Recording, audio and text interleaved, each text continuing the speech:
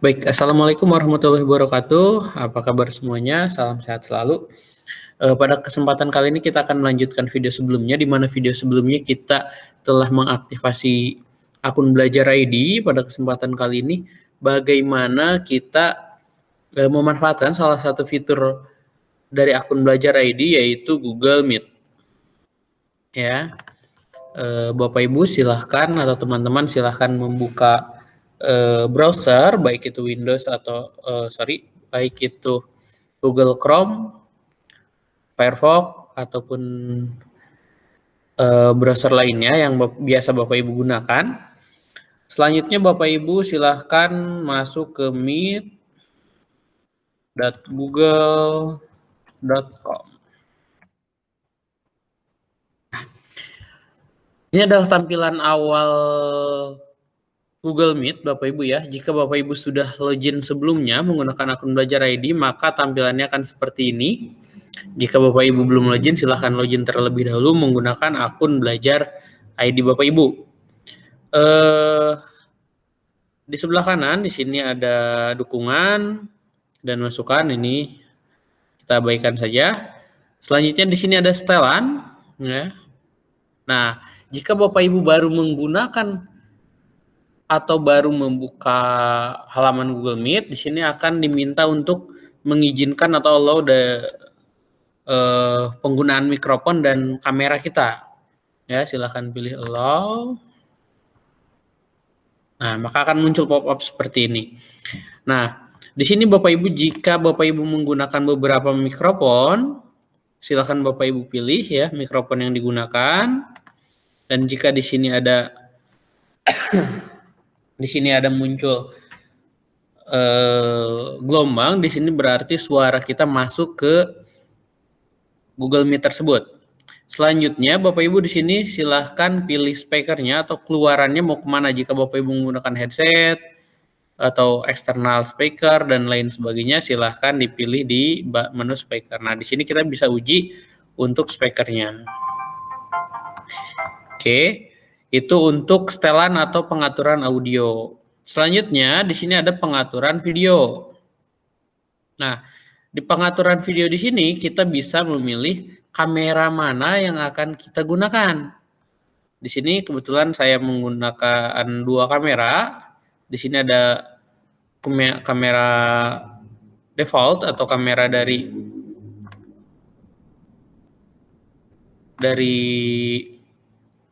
laptop saya. Nah, di sini kamera gagal karena kamera ini digunakan untuk merekam tutorial ini. Maka di sini saya menggunakan kamera eksternal. Saya pilih kamera, ya, maka akan muncul di sini. Oke, itu untuk setelan awal, ya, untuk audio dan video. Selanjutnya di sebelah kanan di sini ada fitur atau aplikasi Google lainnya, ya. Oke.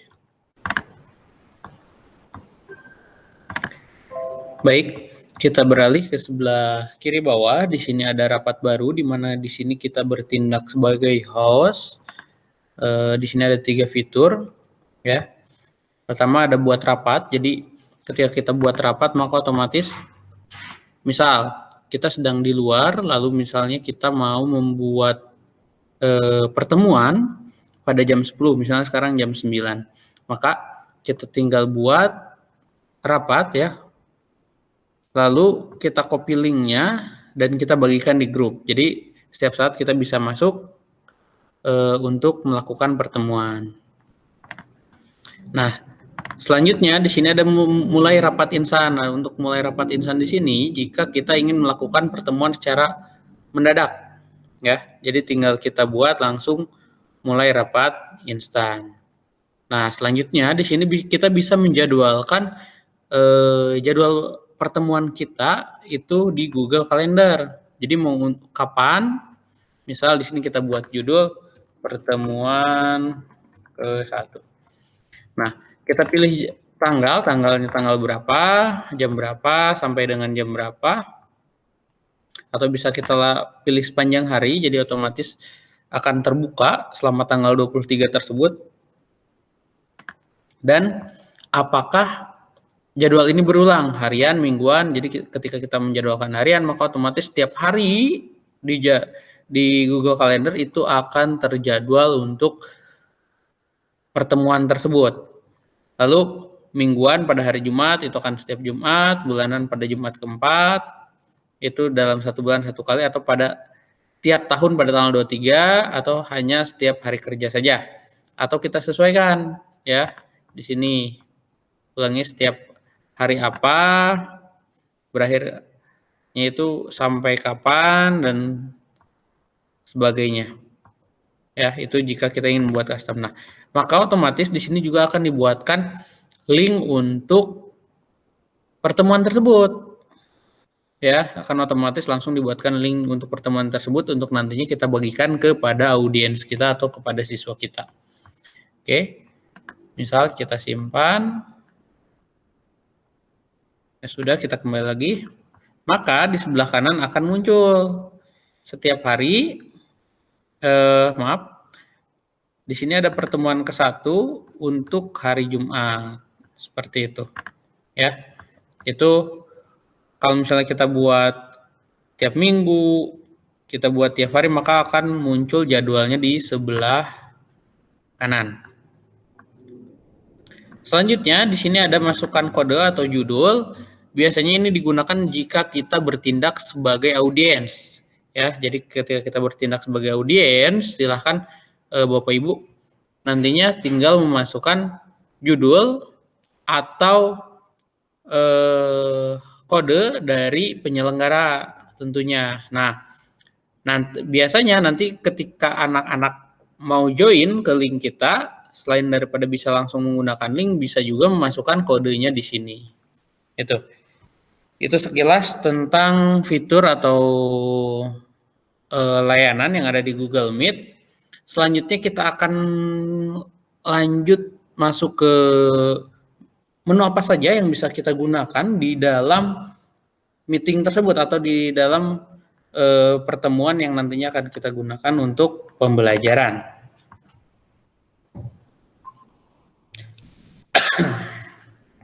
Baik. Nah, di sini kita bisa menambahkan orang ya, atau menambahkan siswa kita. Bisa kita tambah menggunakan nama. Jika menggunakan nama itu tentunya harus sudah ada di dalam kontak kita biasanya, atau menggunakan email, silahkan dimasukkan untuk mengundang. Atau kita bisa membagikan link di bawah ini ya. Link ini nantinya kita bagikan ke siswa kita, atau misalnya kita punya grup pembelajaran, silahkan di-copy lalu dibagikan link tersebut.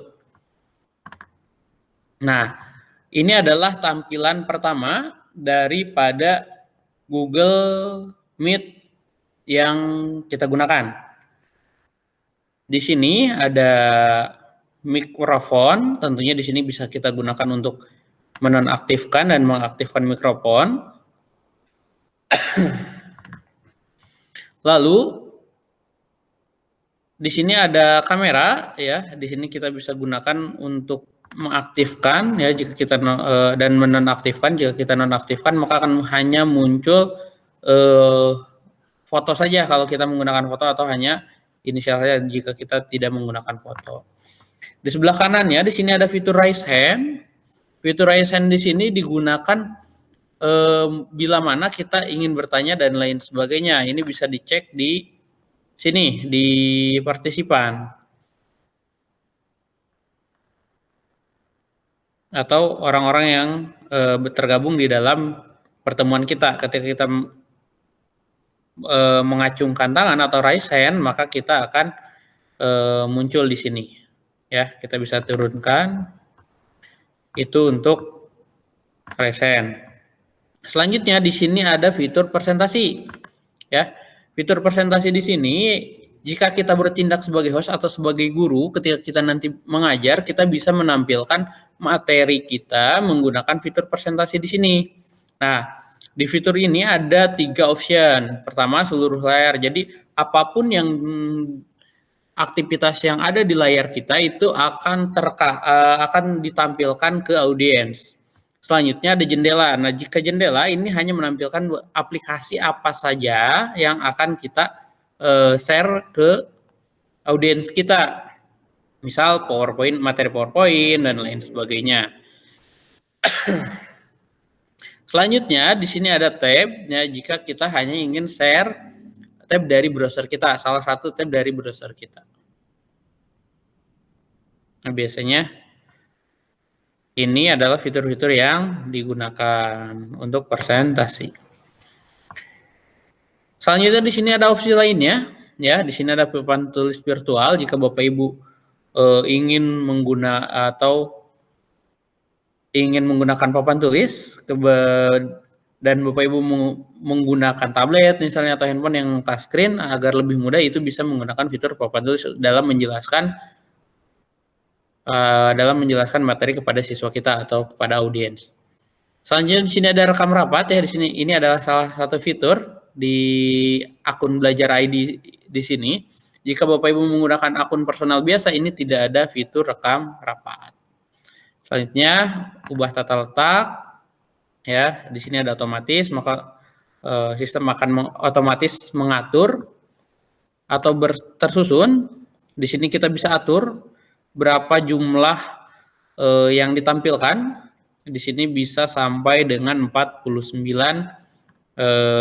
layar atau 49 audiens langsung dalam satu layar. Selanjutnya sorotan, di sini kita hanya menampilkan yang sedang berbicara atau yang sedang presentasi. Selanjutnya ada sidebar, di sini menampilkan di mana di sebelah kanan di sini menampilkan host atau yang sedang melakukan presentasi, dan di sebelah kanan di sini adalah peserta lainnya. Seperti itu.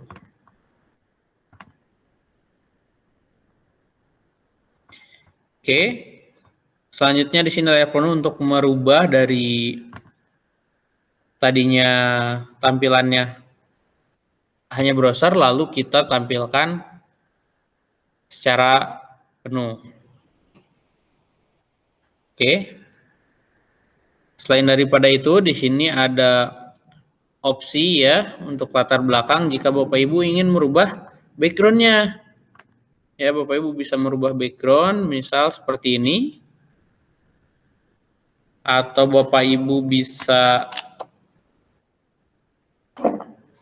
merubah seperti ini, ya, dibuat blur, jadi hanya kita saja yang fokus. Atau seperti ini, ya. Itu adalah salah satu fitur latar belakang. Sama halnya dengan aplikasi meeting lainnya, biasanya ada fitur ini. Oke, itu untuk latar belakang. Baik, selanjutnya di sini ada fitur teks, ya. Teks di sini, jadi ketika kita berbicara akan otomatis menampilkan teks, hanya bahasa yang didukung itu hanya Inggris, Jerman, Portugis, dan Prancis. Spanyol, sayangnya untuk bahasa Indonesia belum didukung. Selanjutnya di sini gunakan ponsel untuk audio jika kita ingin menggunakan ponsel untuk audio kita dalam melakukan rapat. Ada laporkan masalah, laporkan penyalahgunaan, silakan di skip saja.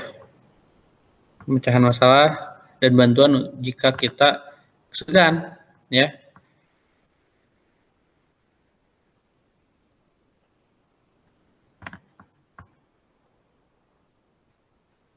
Di sini ada bantuan, cara menggunakan Meet dan lain sebagainya. Itu bisa dicek di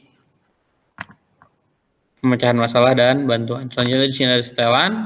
Ya, ini sama dengan setelan yang awal di depan tadi. Di sini hanya lebih lengkap. Audio, video, bahkan resolusinya bisa kita atur.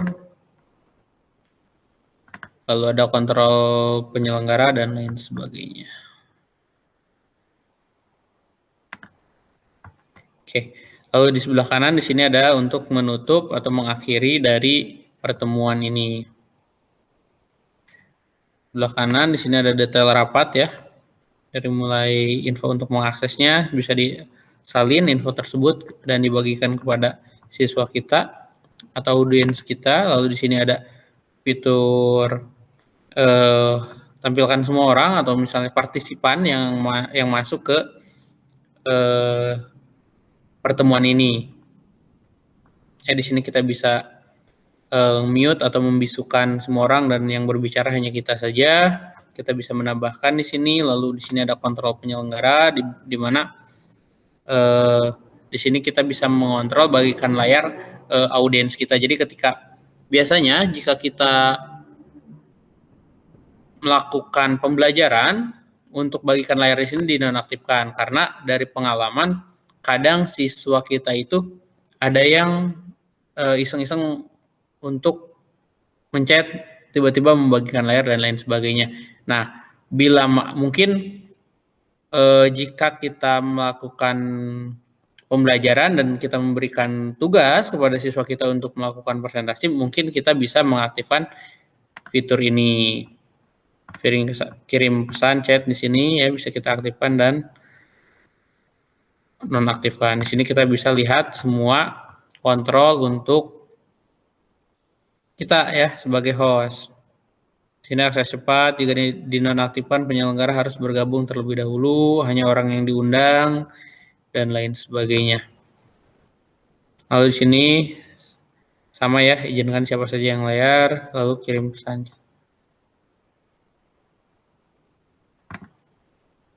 Yaitu untuk fitur partisipan. Selanjutnya di sini ada chat dengan semua orang ya.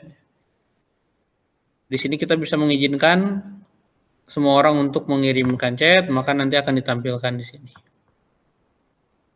Mungkin untuk siswa kita yang bertanya dan lain sebagainya, selain daripada bisa langsung berbicara seperti ini, bisa juga melalui chat untuk fitur komunikasinya.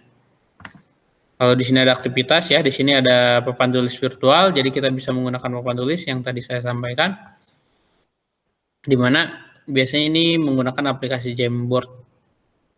Kalau ada rekaman, jika ingin merekam.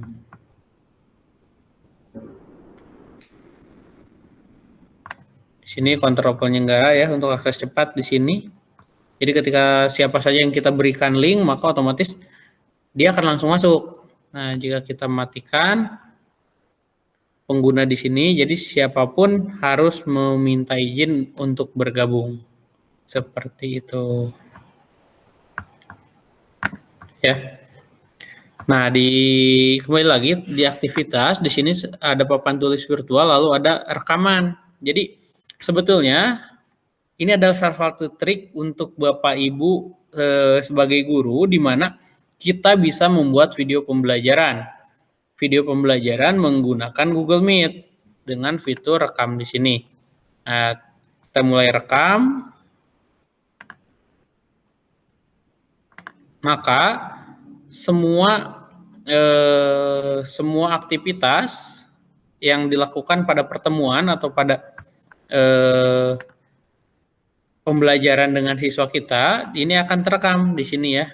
Ini ketika pertemuan kita direkam, maka di sini akan ada muncul logo rekam. Nah, di sini kita bisa menggunakan fitur ini untuk pembelajaran. Misal Bapak Ibu tanpa ada audiens, Bapak Ibu buka Google Meet, lalu Bapak Ibu presentasi, ya, presentasi, pilih jendela mana yang akan kita share, kita bisa pilih salah satu ya, misal contoh di sini seluruh layar, jadi semua aktivitas yang ada di sini akan di-share kepada audiens. Ya, seperti ini. Semua aktivitas di layar kita akan terekam, akan dibagikan ke audiens kita.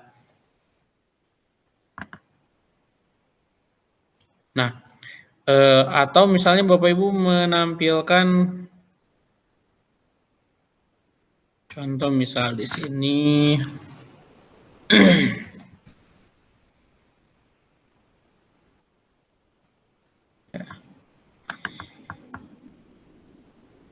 saya menampilkan tab saya. Nah, maka di sini saya sedang membuka materi, contoh misal, Lalu saya menjelaskan materi ini, misalnya cara membuat atau mengupload file di Google Drive. Langkah-langkahnya adalah seperti berikut. Pilih folder, masukkan nama folder, lalu buat. Nah, maka otomatis folder tersebut sudah dibuat. Nah, setelah ini kita buat, selanjutnya bisa kita stop rekamannya.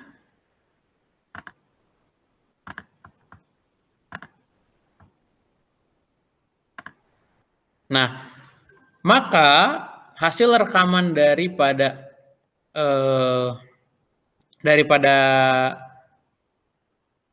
materi tadi, yang materi disampaikan tadi, itu akan masuk ke Google Drive Bapak Ibu. Maka di Google Drive nantinya akan otomatis membuat folder meeting recording atau perekaman daripada Google Meet kita. Nah, ini tidak langsung muncul, biasanya tergantung dari lama atau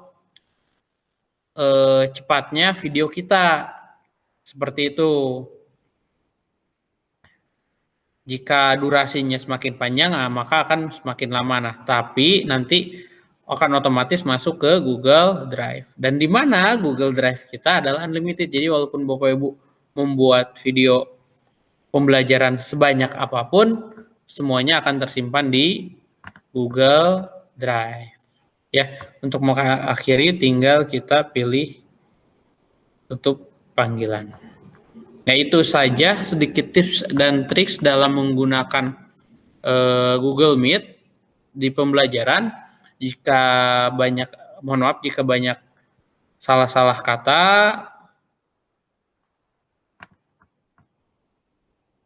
Kurang lebihnya saya mohon maaf. Wassalamualaikum warahmatullahi wabarakatuh.